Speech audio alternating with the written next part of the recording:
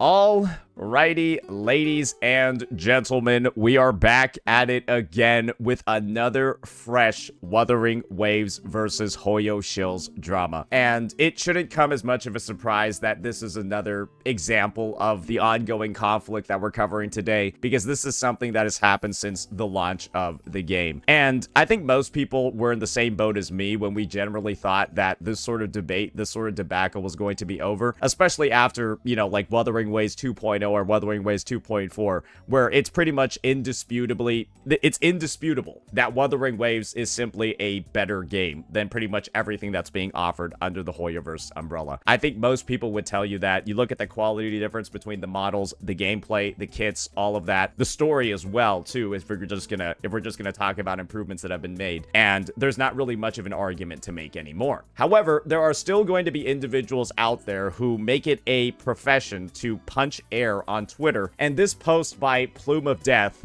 HOS Shadow, pretty much signifies exactly what I'm talking about over here.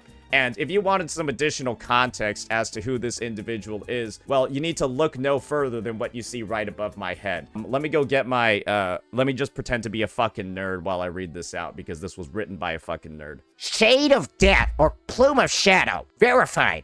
HOS Shadow, Shade of Death, Kenria's Lament, appointed by the Heavenly Principles. So yeah, this guy's a fucking nerd. A bit of a lore nerd, actually, as it appears for Genshin Impact. I think that's what these heavenly whatever is. No story spoilers, blah, blah, blah, all of that. And what better person to talk about the combat dynamics in a game than somebody who's just, I don't know, a bit of a fucking lore nerd. Before we dive into the actual post itself, let's talk a little bit about, well, the engagements that we're seeing over here. This thing has about 2.2 million views over the past 2 days and only 2.1k likes. So, as you can see, this has been spread pretty far, but not a lot of people believe that this post is spitting at all. So, with that context in mind, let's go ahead and see where the response was actually from regarding this post first, because this is actually a quote retweet of something else. Then we'll dive on into it. Basically, the idea over here is that people are critiquing Wuthering Waves for not having depth in its combat, despite the fact that most people view Wuthering Waves combat as the best in the gacha genre, right? So this person over here, they responded to the point of no depth and they put a smirking for Lova.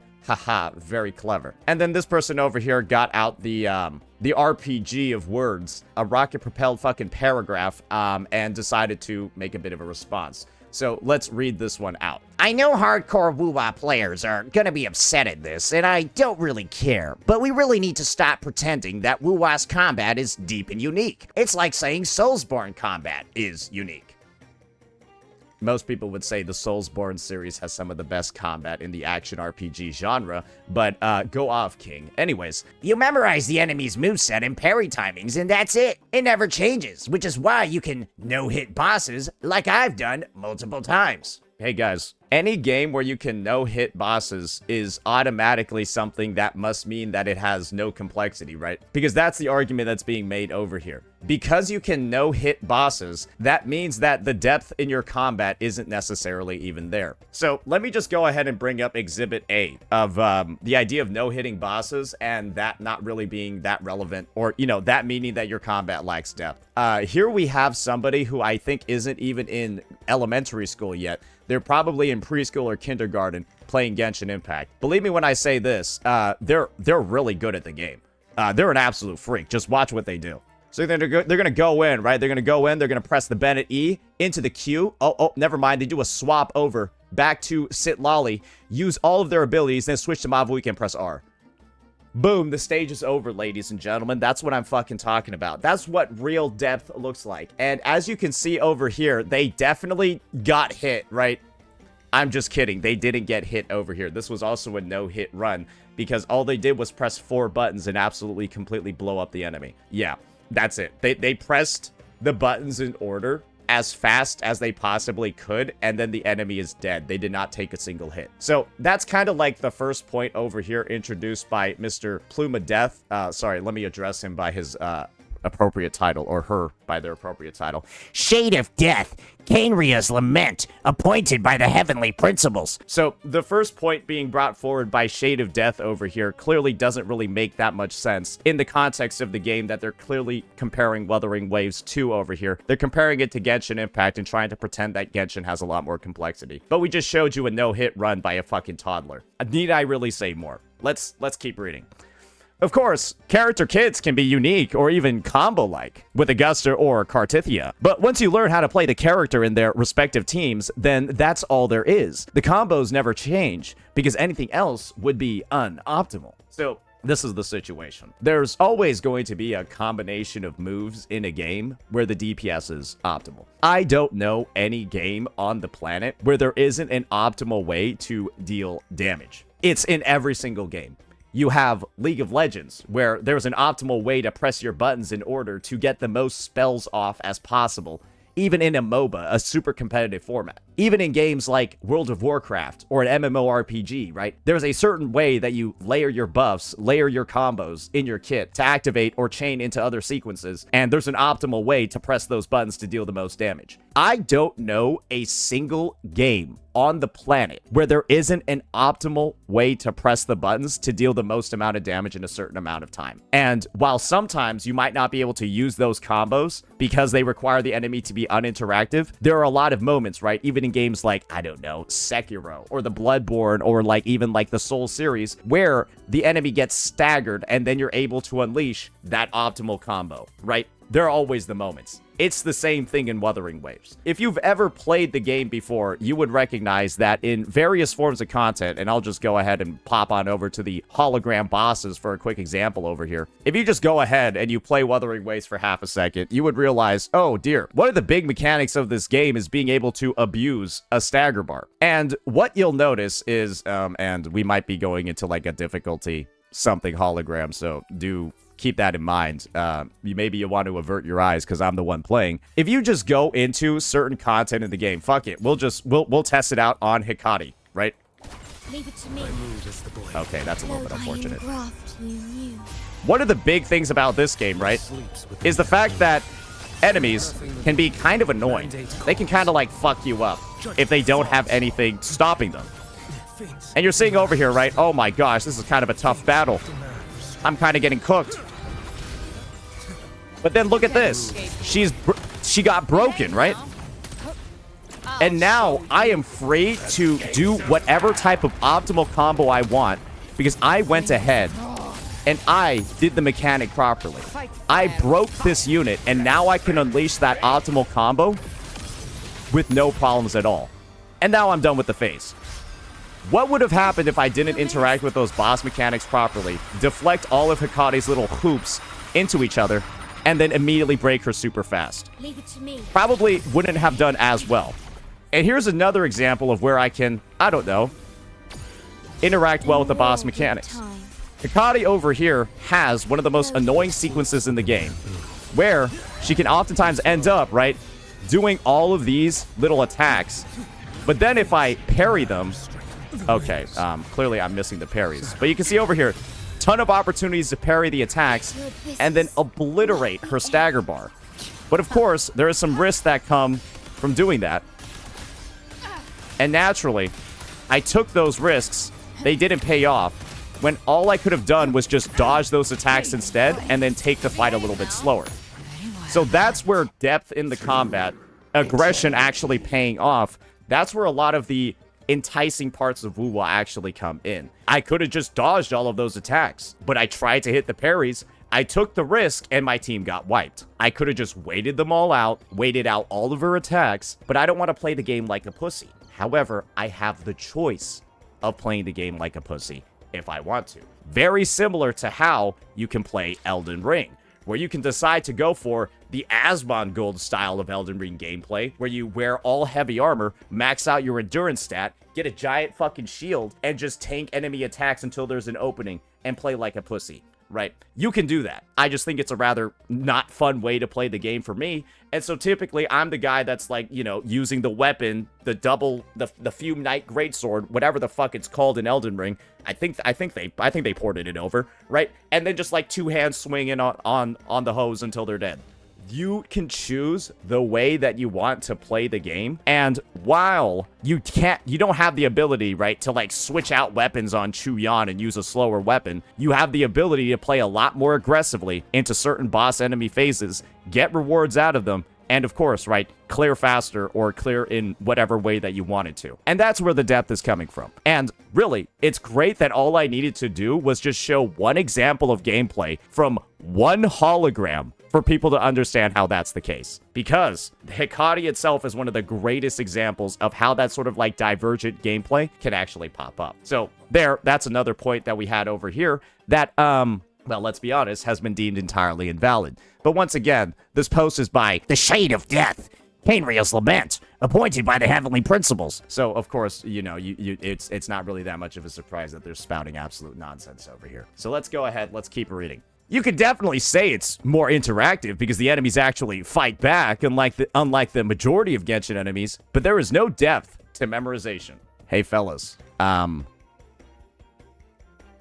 way this reads is that there's no depth to the enemy combat unless the enemy just does something absolutely entirely fucking random each time it attacks. And so instead of being able to react to things, you just have to guess what the enemy is going to do. And if the attacks aren't random, then I guess it's like, what is the argument that's actually happening over here? Hey, if you know what the boss's moveset is, the combat has no depth.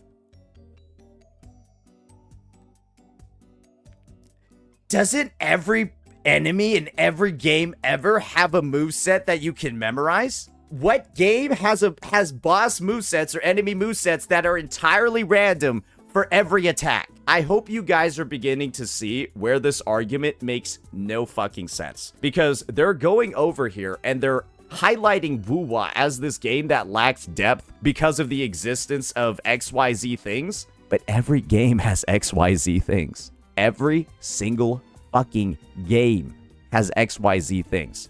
Genshin bosses have some of the most predictable fucking movesets in the game. Everyone knows what they're going to do after one or two runs. So what are we out here? Like, I guess maybe the point of this argument is to bring Woowa down to Genshin's level. Or maybe it's to, like, I don't know, just bring Woowa down for some reason or the other. But when the argument that you're making can literally be applied to every single game that was ever made, what the fuck are we even doing here, bro? Woowa's bad because it has this one thing that every other game has. But none of those other games, they're not bad because of it.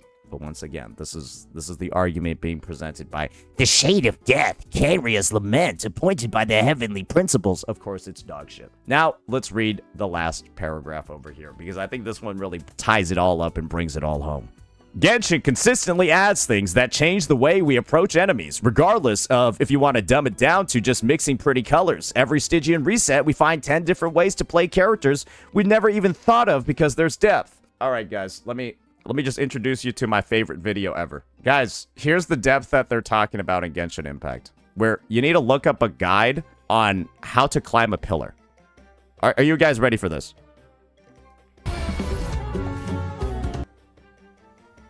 This is the depth they're talking about. This boss literally cannot be fought. It has basically 90% damage immunity until you break these two things over here. And the only way to climb this pillar is to remember and memorize exactly the type of ledge that your unique character model type. No, this is the best part over here. Let's get a zoom in on this. Tall male model, medium male model, medium female model, small female model, tall female model. Those are all like unique different spots on the ledge that you need to memorize to be able to climb them up. That varies depending on the type of model your character is. And if you memorize it correctly, yes, you will be able to just break these super easily and fight the boss that way. Or you do what the devs intended you to do and just play a Natlanese character that just does this when the boss does that. Are you guys ready? Oh yeah, that's the depth right there. Go through the most retarded minigame on the planet of having to look up a YouTube guide on how to climb something or just pay money and get the character that does the climbing for you on the limited banner. By the way, you get 3 guarantees a year because of how little pulls the game gives. This is the depth that these clowns are talking about, where it's literally like, go buy the newest unit or go through hell or a ton of obstacles that you're wondering why these obstacles even exist to play the fucking game. That is the depth that they're talking about over here. And the greatest part is that it gets even worse when you get into Stygian Onslaught, where there are enemies that are like, I'm invulnerable unless you use Electro Charge. I'm also invulnerable unless you use Lunar Bloom or Lunar Charge. By the way, only the new Nodcry characters have Lunar Bloom and Lunar Charge. So to beat me, the new boss in Stygian Onslaught, you literally need to pull the new Nodcry characters. Or, and let me just find you all my most recent video regarding Genshin's Abyss. Guys, don't worry, this is my favorite one. This is my favorite fucking one ever. Let me just go find it so I can show you exactly firsthand the type of bullshit that's going on in this fucking game. Ah, right, my video. Genshin is officially fully pay to win. Let's check this out. This, again, this is the depth that they're talking about over here. There are certain enemies in the game where if you don't bring Nodcry units, this is what happens to their HP bar as you fight them. Let's just watch this. You're noticing I'm damaging this motherfucker, right? This is my gameplay. I'm damaging this guy. But he's also generating a gray HP bar. And you'll notice, I kill him, right? I'm dealing damage to the gray HP bar after he's dead. He's still alive, by the way. And if I don't kill him in time, bro respawns with however much HP I wasn't able to clear on the gray bar. So you essentially have to kill these guys like 7 or 8 or 9 times. And this is with a C2 Arlecchino, by the way. So she's dealing a fuck ton of damage. And you can just see how long I'm over here fighting these absolute goons because of how badly they designed these units. I'm fighting this guy for like 10 years, and there's 2 of them. Amazing experience, right? Look at what it looks like when you simply just use a Nodcry unit like you're supposed to. Check this out. Because you're using the Nodcry units that have a special passive that causes you to deal the gray HP damage at the same time as you're damaging their regular HP bar. You literally saw that live. Wait, let's play that back. So right here, the Nodcry units have a special passive where they will go ahead and deal damage to the gray HP bar at the same time as they're dealing damage to the regular HP bar. And so what that means is that every Nodcry unit only has to kill them 1 time. While if you're not using Nodcry units, you have to kill these guys like 3 or 4 times. That's the difference. That's the depth that these individuals are talking about. Go pay for the newest limited unit, the newest broken combo, and we'll intentionally design enemies that are an absolute shit fest to fight unless you bring them. And you'll notice, these guys, you kill them once and they're gone. None of that respawning nonsense, none of that respawning bullshit that we saw before. And it's done, and it's over with. That's it. And we just saw in the previous run, right, with my other teams that don't have these Nodcry units, I had to kill these guys like 3 or 4 times. That's the depth in the combat that they're talking about. Every Stygian reset, we find 10 different ways to play characters we never even thought about. Yeah, and the 10 different ways are credit card, PayPal, debit card, money order, loan. Yes, those are the 10 different ways of acquiring the units that you need to actually clear the end game. What a fucking joke. Hey, add robbery to the list too. Anyways, you're probably seeing how this post is a little bit stinky, right? But don't worry. It gets worse. The post literally gets worse because we have a response. This is frying me, bruh. Some Woowa players actually don't know what combat depth is. Well, this is the thing. We've already gone over the examples over here of where this individual has said there's no combat depth. If all of the enemy attacks aren't completely randomized and unique, the game lacks combat because there's no depth to memorization. If you can no-hit bosses, there's no depth to the combat. If you can do XYZ, if there's optimal combos in the game, the combat has no depth. These are all things that can apply to so many games on the market. And so, yes, it's not really much of a concern at all for why people don't know what your definition of combat depth is. Because you're basically saying every single mechanic that all these games have means that it has no depth. And it's just the most stupid argument most people have seen. It's actually giving. Woowa has better world building because the buildings look better.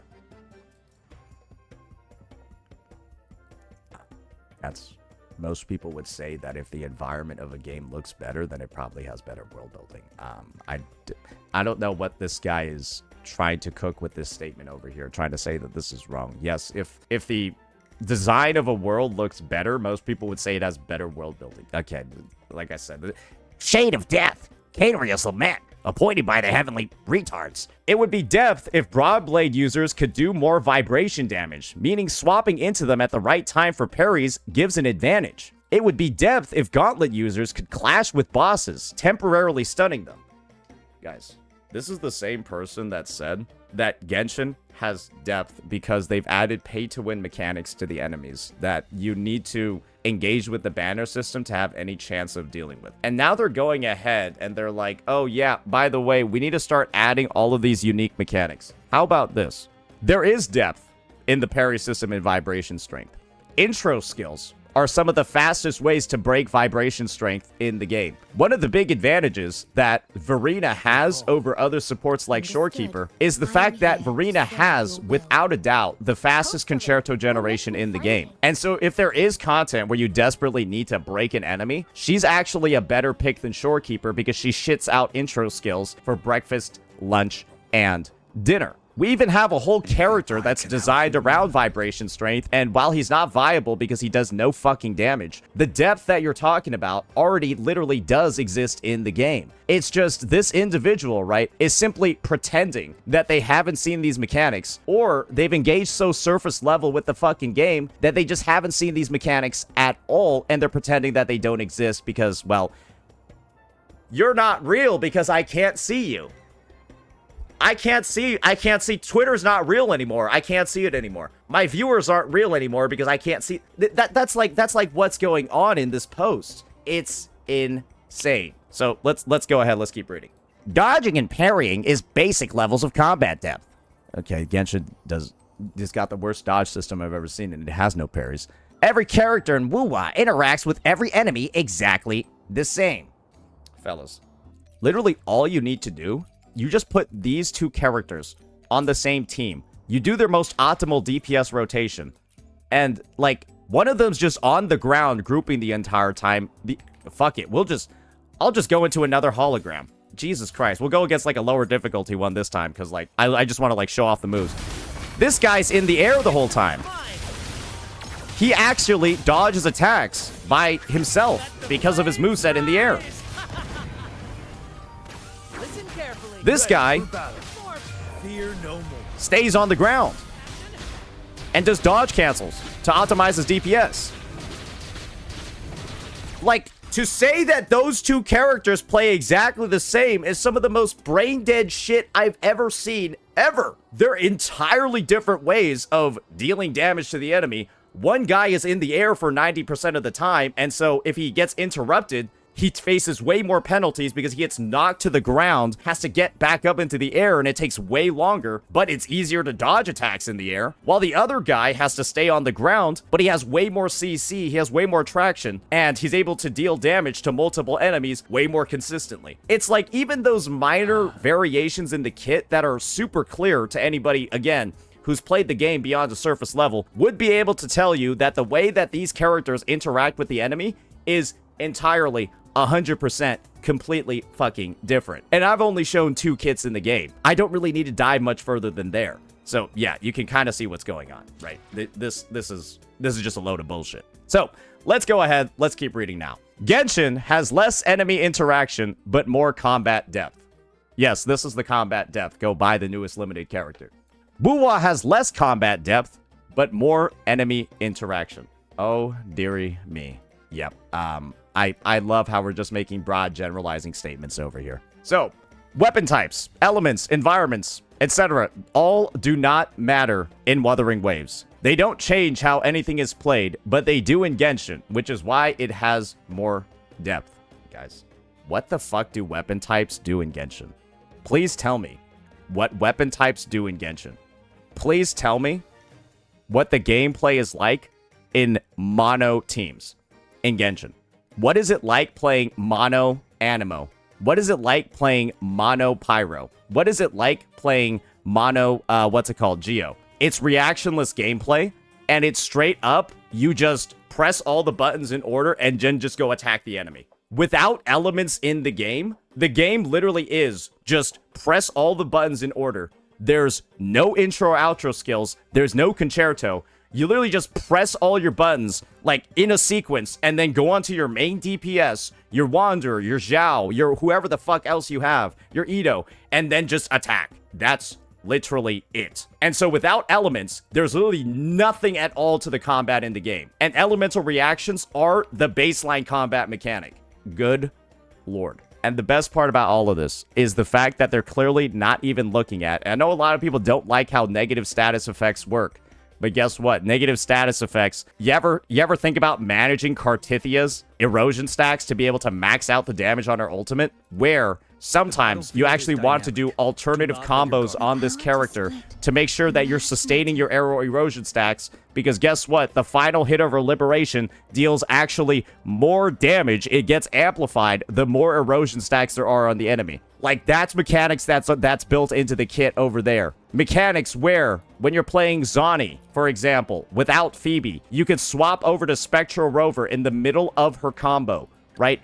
And then proceed to use your Forte Enhanced Heavy, or your Forte Enhanced Skill to apply two stacks of Spectral Frazzle during Zani's rotation while she's on field, to be able to allow her to attack longer and actually get a similar combo to what she might have if she's partnered with Phoebe. That's like depth that already exists there in like the negative status system, right? And naturally, you also have the ability to like preload your concerto by like swapping over when you're playing like Sanhua, doing like a quick swap cancel. That's all stuff that's in the game. And, well, again, when you engage with it in a giga surface level and you want to make stupid ass statements, well, what better way to do that than be Shade of Death, Henria's Lament, appointed by the Heavenly Retards? I don't really know. Right? It's just, hopefully you're beginning to see right here how none of this shit is making any fucking sense at all. And there's a reason why this person has so many views on their comments but so little engagement. Because nobody thinks this guy is spitting unless you're literally a Wuthering Waves hater. So let's go ahead. Let's keep reading now. I know y'all want to be superior to Genshin in every way possible. It already is. But there is no universe in which Woowa has more combat depth.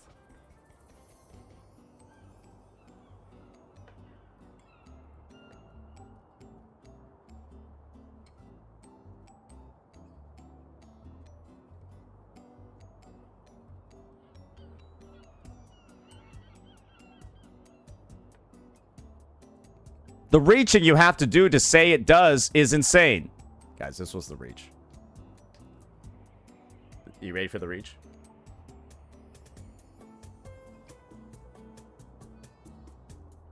That's the reach right there that we did to make that statement. I'm not saying Woowa has no depth, because that's a lie. But more than Genshin is crazy. You definitely have infinitely more skill expression and engaging gameplay, though, by far. Okay, well, at least they're willing to concede some of the most obvious points over here.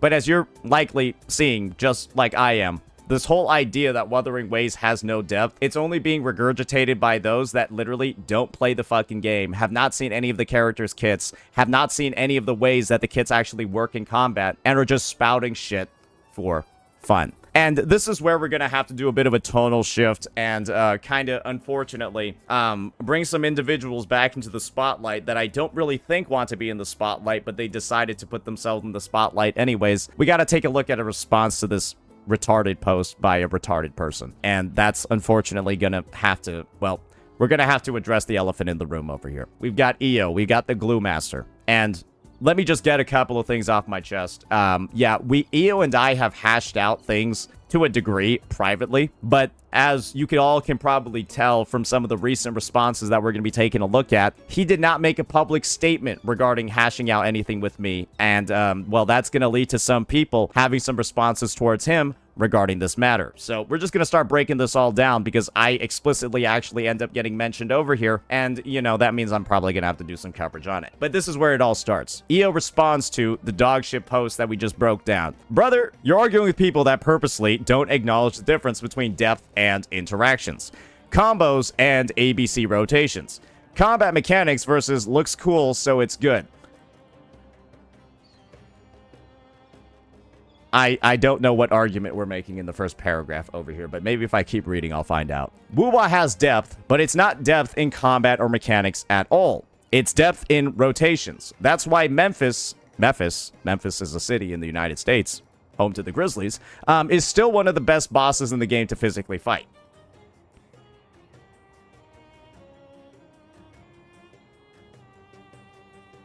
That's a hologram boss that I don't see what the Memphis has to do with rotations. But I'm sort of failing to follow this one. Since quietly revisiting Wuthering Waves, what I've learned is that the most optimal anything is don't let the boss engage as much as possible. Every single top tier team, rotation, or combo videos that people always quote, tweet these type of statements with, and showcases always display a level of input skill, aka memory execution, and less engagement or interaction with the enemy at all. So, this is the thing. That's kind of entirely not true, because one of the big things about, like, these quick swap combo rotations is that they time their intro skills at exact times to be able to benefit from their outro buff, while also doing tertiary things like parrying an enemy. For example, alright, I'll just give you a quick little showcase of what exactly I'm talking about over here, playing what many will consider to be one of the most combo-intensive teams in the game. I'm probably going to shit the bed a little bit, but you'll see what I'm doing. So, we're going to go back up against Hikari, because I think she's, again, one of the best examples of these mechanics in action over here, right? I'm doing rotation-based gameplay over here, right? One of the biggest sins for people.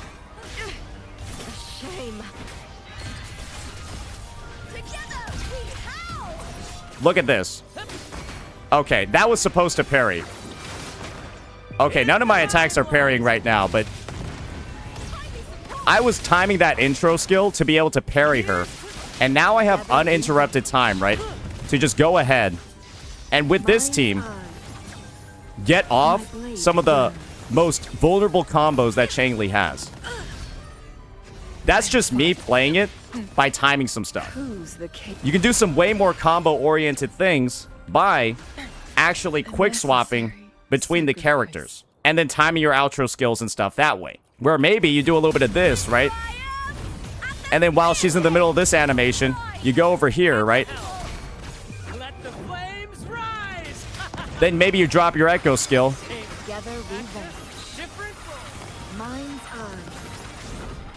Then you go back, just start doing more stuff. Going through. And while yes, it might not look like I'm not interacting, there are actually moments where Hikari's lasers are like locked onto another teammate, and then I'm swapping to somebody else in the middle of that lock-on, dodging the attack, and then able to follow up with my own attack at the same time. You'll notice that all my characters are very healthy right now, even with this boss being one of the most aggressive holograms in the game. That's because I was able to time my stuff properly, and then also take advantage of parry frames like that, and then also the laser lock-on that she has, swapping to the character at the right time to be able to just effectively dodge it. That's ways that I can, like, incorporate aggressiveness and stuff into the combat without even, like, without, like, you know, making too many sacrifices. Who's the caged because I know the boss's moveset and I have the right tools to be able to interact with them well. Even, like, over here. right? I'm still trying to play aggressive. I'm still trying to land the parries. And while I'm missing a lot of these, sometimes I land them, and it's pretty sweet. And that's the thing. That's why the combat in this game has so much variation. That's why it has so much depth. There are some times where I take the risk and it doesn't pay off. But that's part of the experimentation. That's part of the fun. It's knowing what kits have good parries, what kits can parry off of intro skill, doing all these different things. Which character on your team is the best for this phase of the boss, if this is something that you struggle against. You can do all of that in here. And that's interacting with the enemy. And so, like, this whole take that it's literally just, oh, you're memorizing buttons to press in a row. There's no diversion gameplay, all of that. You can play completely memorization based, but you can also play completely interaction based as well. And that's the thing. You have choices. And they become way more clear when you're playing the game in quick swap. But the thing is, I don't really think that EO has engaged with the game on that level. And unfortunately, he's going with the whole 1, 2, 3 rotational guides, right, on how to play these units. But the funny part about all of this is when you go to like the WuWa speedrun websites, right? Let me just see over here. WuWa Flex, right? You can literally look up the speedruns that people are doing in content. And you want to see what it ends up looking like? Let's just take a look at it over here.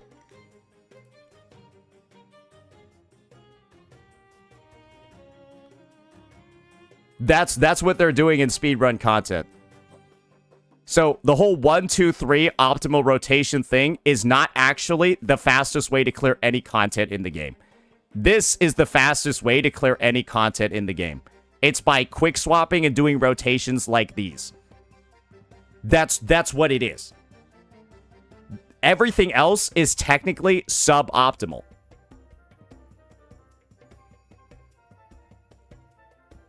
And to say that this is just like memorization based is nuts. Because people are experimenting.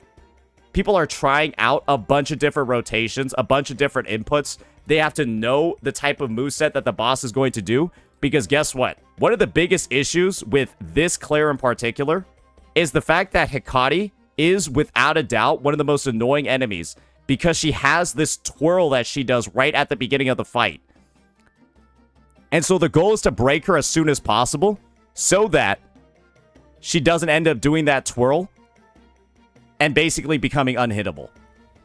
And so these guys, their focus is to stack up as many intro skills as possible to break the vibration strength bar as fast as possible. That is their goal in this rotation. Build up as many intro skills as possible to break the boss immediately. And it takes a different type of playstyle, a different type of gameplay. They don't do this for every single boss. They change up the rotation because for some bosses, you don't need to worry about the vibration strength bar, so you can do more damaging combos instead while you're quick swapping. That's the level of depth that's in there, and that's the variation that comes from the enemy. And it's just, all you would need to do is just understand the game at like a bit more of a meta level to not have a take like this. But as EO has self-admitted, right, he's quietly and slowly revisiting the game. But I don't really think that this is the time to be making such an inflammatory response to a equally as inflammatory statement made by the Shade of Death, Ariel's Lament, appointed by the Heavenly Retards. Right? I don't really think that's the best idea to be doing that. EO's response was considered kind of questionable. And that led to some other responses in the space. I think I've highlighted why this response is a little bit questionable. We had Glaive Keo respond over here because EO was, well, getting one guide. EO got one guide on a response because somebody said he was the glue guy, which he kind of is. And then he got one guide, made this statement, and then Glaive Keo proceeded to respond. Weren't you the guy that downloaded another streamer's VOD, hyper-analyzed a 10-minute clip of them using characters they had just pulled for the first time, and then proceeded to make an entire video about their shit gameplay? And yeah, I'm the person that's featured over here. And yes, that was actually made about me. I made a response video where I proceeded to make fun of EO's gameplay. I personally feel like I won out of that exchange because I got to say he was bad at ZZZ for like a whole hour. I'm ready to move on after this. But unfortunately, I don't think a lot of other people are. Like I said, I hashed it out with EO privately in a call earlier before, and I just let him know, yeah, what you did kind of pissed me off, bro. And I think it would piss off anybody. And he admitted his apologies and said stuff like that, right? But again, it wasn't done publicly. I moved on past it, but clearly the Woowa space, or maybe just like the content space, the gacha space in general, hasn't. So maybe this is an opportunity for him to, I don't know, just come clean with what that conversation entailed so that, again, he can just like move on from this entire matter. But then EO just responded publicly and said that he hashed it out, and, well, the video is, like, still up. So, I think this is just, like, a matter of, I don't know why EO decided to get himself involved in the matter. I think at some point, there needs to be a level of understanding that throwing your hat into the discussion over here on the side of one of the stupidest posts that the space has ever seen, because he's supporting Shade of Death, Kenria's Lament, appointed by the Heavenly Retards. Like, this is the guy that he's supporting. In the comments, wrote an entire goddamn paragraph regarding the entire situation, and proceeded to, you know, get mad, get one guy following after it. I don't know why bro is doing this on his birthday. Like, bro, this is the worst birthday present you could have fucking asked for. Like, why even do this on your birthday? Just stop it, bro. Like, this is so pointless, man. Why are we doing this? Like, just go play Chaos Zero Nightmare or something, dude. Go cover the drama. Why are we still out here trying to talk shit about WuWa's combat when we're on the record? We had Glue Master, we had Woowa doesn't have a me, right? We had all of these things that there's already a track record for. Is there really, what additional benefit? What is like the positive outcome out of this scenario? Just stop it. Just stop it, man. Because I've already spent, this is a 47-minute VOD recording. We'll try to cut it down. I've already spent the greater part of an hour detailing how every single part of both of these posts makes no fucking sense at all. I could keep going, but I really don't want to, because like I said, EO and I hashed it out. But brother, you can't stop making these, you gotta stop making these public tweets, otherwise I will probably have to make a response in return. Because this is like we're just spouting a bunch of bullshit over here that doesn't, and it's just like, we're spouting a bunch of bullshit because having more experience with the game would like implicitly tell you that like a lot of this stuff just isn't true. And it's a little bit unfortunate that, again, we've got to dive into this scenario. But I'm not gonna lie, I feel like I feel like I had the kitty gloves on for this one, because like I said, we hashed it out. So I'm not really gonna go too deep into it. I'm just gonna say, move on, man. Like, this is the juice is not worth the squeeze over here. So yeah, that's the entire coverage of the scenario. That's the entire coverage of the situation. Like I said, don't trust a Genshin lore guy to make critical takes about the combat mechanics of a game, because they're out here glazing Genshin Impact for depth. Like, what the fuck are you even smoking, bro? Like, straight up, there's got to be at least you gotta be at least liable for a couple federal charges with the amount of fucking intoxication that was required to make this tweet. Like, you gotta be on methadone, fucking Oxycontin, like LSD, PCP, the whole hepatitis A through Z, if you were gonna make a fucking post like this and not like be intentionally rage baiting. Anyways, that's all I have to say regarding this matter. Let me know what you all thought about this one, ladies and gentlemen. Peace out.